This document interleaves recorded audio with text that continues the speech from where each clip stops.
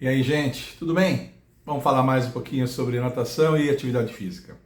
Hoje eu gostaria de trazer aqui para vocês do canal uma conduta minha que eu adotei desde muito cedo na minha vida profissional. Eu me lembro que eu era recém-formado e eu já pensava mais ou menos dessa forma, e foi uma conduta que eu mantive ao longo de toda a minha vida profissional e que deu muito certo, muito certo. Então eu queria compartilhar aqui, primeiramente com os meus colegas também, profissionais de educação física, professores de natação, que trabalham com natação, né, assim como eu. E depois com todos os alunos, para que os alunos fiquem atentos com relação à conduta dos seus professores, porque eu acho que essa maneira de se conduzir que eu desenvolvi, eu acho que ela é muito produtiva sobre todos os aspectos. Que é a seguinte: nós que trabalhamos com natação, é muito frequente que a gente receba alunos que venham com problemas de saúde, muito frequente, né? Vem desde o simples sobrepeso até problemas articulares que estão em tratamento, gente que acabou de fazer uma cirurgia ortopédica, qualquer tipo de cirurgia e está fazendo um trabalho de recuperação, essa coisa toda. E essas pessoas também, com uma certa frequência, trazem inclusive cartas de acompanhamento, laudos. Eles pedem isso principalmente para médicos e fisioterapeutas, eles pedem isso. E eles chegam para nós na borda da piscina com esses exames, com esses laudos, com essas cartas de encaminhamento, essas coisas todas. Isso é frequente. Quem trabalha com natação aí deve saber disso. E eu lembro que desde muito cedo eu vi nisso uma oportunidade extraordinária de crescimento e de entrosamento com profissionais que sabem bem mais de anatomia, de fisiologia, de cinesiologia do que nós. E isso não é demérito dos professores. Professores de educação física, eles não são menos inteligentes ou eles não são menos preparados para isso, não. Nossa formação universitária, de origem, sofre desse mal. Nós temos uma parte de anatomia, de fisiologia, de cinesiologia, nós temos toda essa parte, eu vou chamar de biomédica, mas nós também temos que ter toda a parte humana, toda a parte de pedagogia, didática, psicologia do crescimento, psicologia do desenvolvimento. A gente tem que ter toda essa parte humana. Então não dá para no mesmo currículo a gente querer ter uma formação tão densa na área das disciplinas biológicas do que um médico. Não tem comparação, não tem. E até do que os fisioterapeutas. Se vocês tiverem curiosidade, eu já fiz isso. Vejam lá o número de horas que eles têm nessas disciplinas relativas ao corpo humano e vejam o número de horas que nós profissionais temos. E eu estudei aqui na USP, é considerado uma das melhores do país. Eu já fiz essa comparação. Nós temos bem menos, porque nós temos que ter essa outra parte das disciplinas humanas. Então não tem jeito. E quando os alunos começaram a chegar para mim, lá na época da Academia Trampolim, saudosa Trampolim, começaram a chegar, eu vi nisso uma oportunidade muito interessante. Eu vejo colegas que às vezes não dão muita bola para isso, subestimam esse tipo de encaminhamento e as coisas que o médico pede, porque o médico e o fisioterapeuta às vezes encaminham o paciente, não só dizendo que ele tem, mas sugerindo ênfases no trabalho. Olha, esse aluno precisa fazer isso e tal. E restrições, esse aluno não pode fazer isso, não deve fazer isso por enquanto e tal. Então, vamos dizer, ele de uma certa forma ele está interferindo naquilo que o aluno deve fazer. Claro que está, porque ele está acompanhando. O médico muitas vezes fez o diagnóstico, operou o indivíduo, fez a cirurgia, acompanhou o pós-cirúrgico, o fisioterapeuta pegou o indivíduo já no hospital, fazendo aquela fisioterapia hospitalar, fazendo e tal. Quando eles mandam uma coisa dessa para nós, existe uma riqueza muito grande, existe uma coisa muito importante lá, que a gente precisa levar em conta. Eu vejo colegas que às vezes não fazem isso, eu lamento terrivelmente, Eu acho que nós devemos levar isso em conta e procurar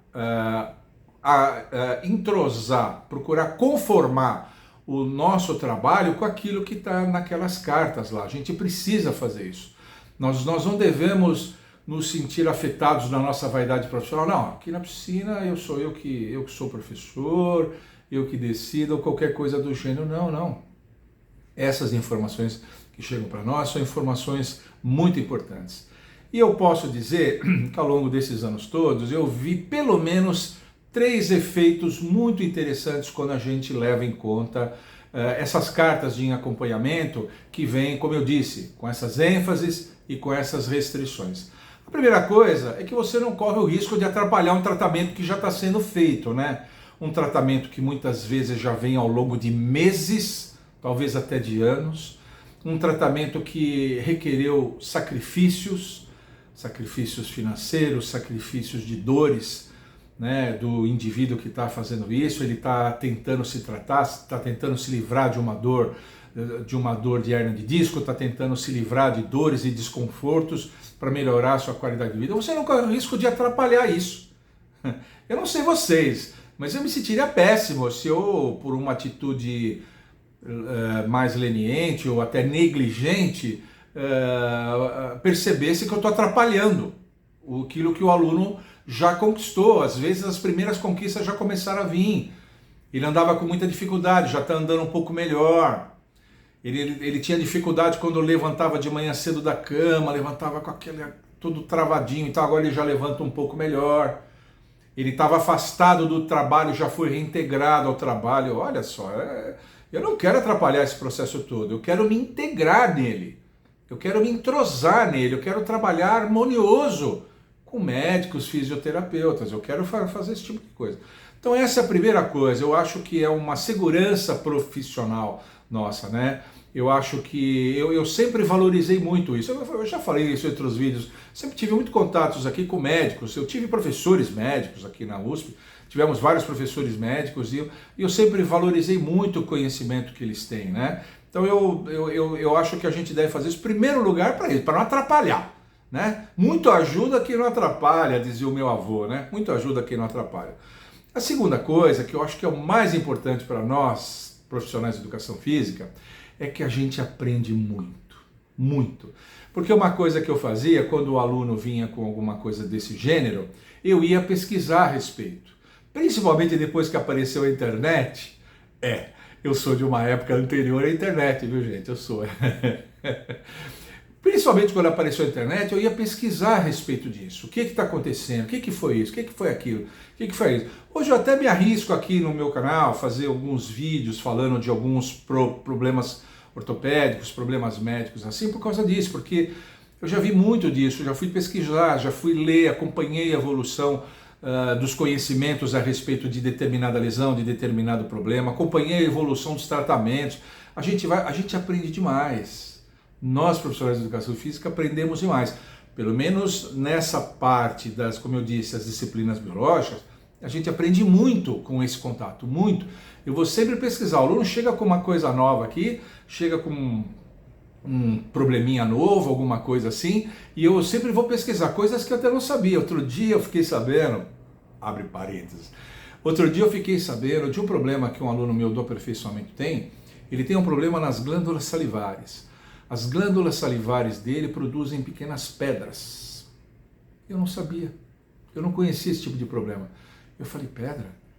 Fui na internet pesquisar, existe esse problema, existe um problema que o indivíduo ele tem inflamações, porque essas pedras acabam obstruindo os canais salivares, que da glândula desembocam na boca, para ele mastigar, essa coisa toda, inflamam, dá dores, ele tem que fazer tratamento, isso atrapalha na natação, na hora da respiração, essa coisa toda. Eu não conhecia esse problema.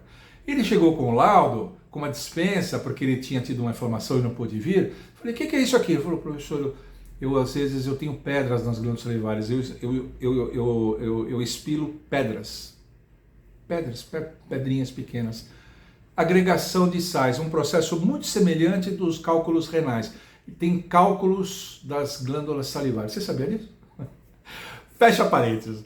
Vou voltando. Então, a gente aprende demais, a gente está sempre aprendendo. Eu com 60 e tantos anos de idade, mais de 40 de profissão, eu aprendi outro dia que existe esse problema, é um problema que pode dar nas pessoas.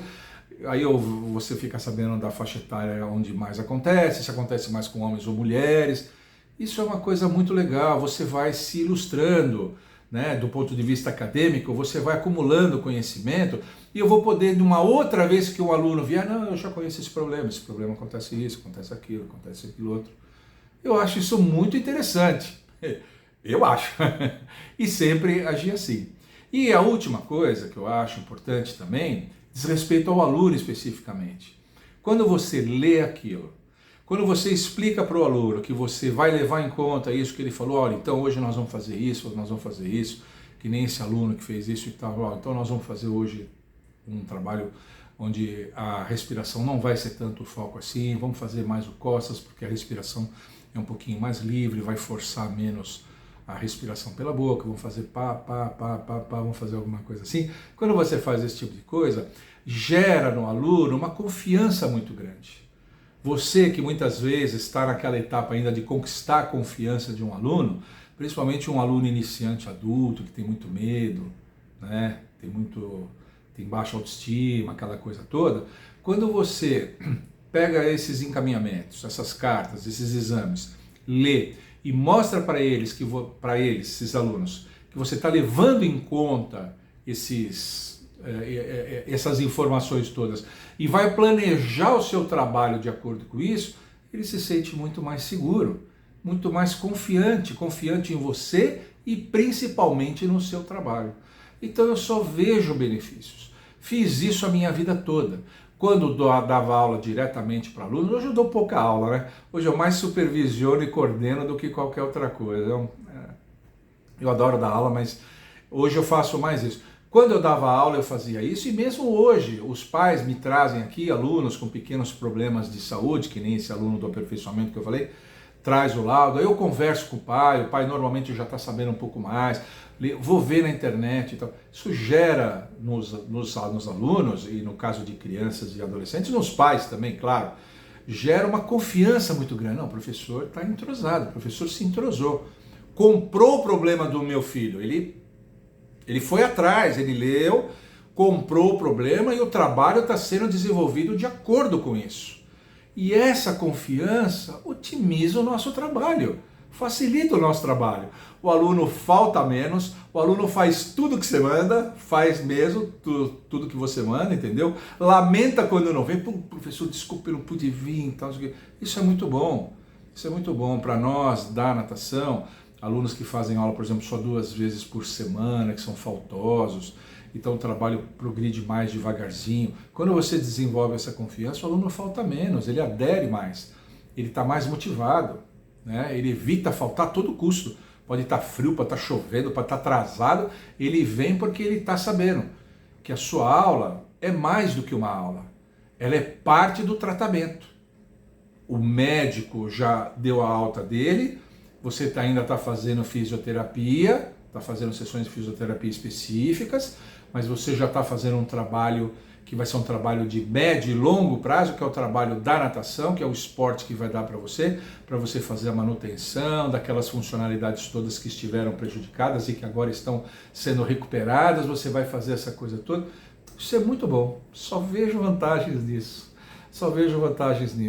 Não compreendo colegas que são refratários a esse tipo de coisa. Acho que vocês, meus colegas, devem fazer o que eu fiz, recomendo. Velho gosta de dar conselho, né? Eu não resisto, gente, eu não resisto. Acho que meus colegas, vocês mais jovens, façam como eu. E vocês, alunos, busquem professores que tenham essa visão, eu vou chamar de integrativa, essa visão em que ele se integra num trabalho que já vem sendo feito. Ele, professor de natação, já nem existia ainda na sua vida, ele já estava em tratamento.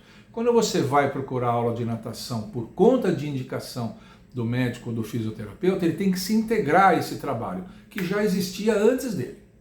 Então, eu vejo simplesmente assim. E posso afiançar para os meus colegas, para os meus alunos apaixonados da natação aqui, que funciona muito, muito. Sempre deu muito certo para mim. Tá bom? Por hoje era isso. Espero que vocês tenham gostado. Se vocês gostaram, triplo C aqui, curte, compartilhe, comenta. Façam as 3 coisas. Quanto mais coisas vocês fizerem, curte, dá um joinha, compartilha, comenta alguma coisa e tal. Quanto mais vocês fizerem isso, mais significativo o algoritmo do YouTube sente esse vídeo e distribui para mais gente, ajuda a divulgar e ajuda esses conhecimentos a chegar para mais pessoas. Tá bom? E continue mandando para cá, como eu sempre falo, as suas sugestões, né? Porque aqui nesse canal as melhores viram vídeo. Tchau!